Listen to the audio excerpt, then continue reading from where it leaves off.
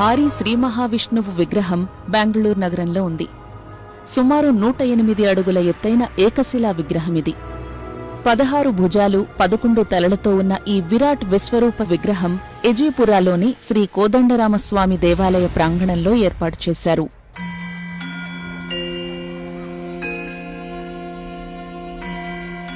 సాధారణంగా ఇంత పెద్ద ఏకశిలా విగ్రహాలను తరలించడం కష్టం కాబట్టి ఆ రాయి దొరికే కొండ దగ్గరే చెక్కుతారు.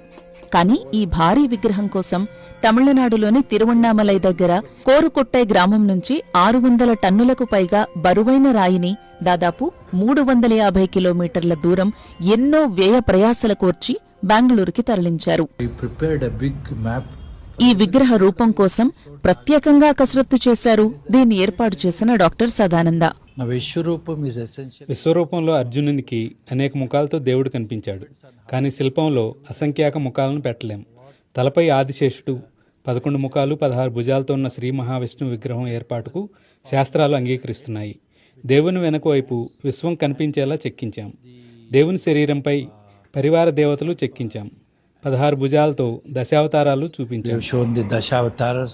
రాయిని గుర్తించి దాని తవ్వకానికి అనుమతులు తేవడం, భారీ యంత్రాలతో కదిలించడం, ప్రత్యేక ట్రక్లో చిన్న రోడ్లు పాత వంతెనలను దాటుకుంటూ తరలించడం, బెంగళూరులో శిల్పంగా చెక్కడం, మధ్యలో కోవిడ్, తరువాత క్రేన్లు కూడా లేపలేని ఆ శిల్పాన్ని యంత్రాలతో నిలబెట్టడం, దానికోసం భారీ ఫౌండేషన్ వేయడం, ఇదంతా జరగడానికి కొన్నేళ్లు పట్టింది.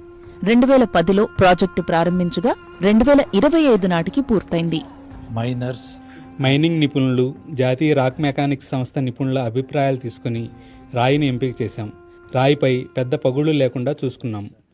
తరువాత ప్రభుత్వ అనుమతి కోసం ప్రయత్నం చేసి 2014 నాటికి అనుమతి సాధించాం. అనుమతి వచ్చాక మైనింగ్ మొదలుపెట్టాం. 2018లో మైనింగ్ పూర్తయింది. 2018-19 మధ్య రాయిని బెంగళూరు తరలించాం. 2019 జూన్ 1న బెంగళూరు చేరుకున్నాం. 2019 నుంచి శిల్పం చెక్కే పని కొనసాగించాం. మధ్యలో కోవిడ్ వచ్చింది. 2022 నాటికి శిల్పం చెక్కడం పూర్తయింది. భారీ విగ్రహం నిలబెట్టడం చాలా పెద్ద పని. విగ్రహం నిలబెట్టాక మళ్లీ శిల్పానికి సంబంధించి కొన్ని పనులు చేశాం.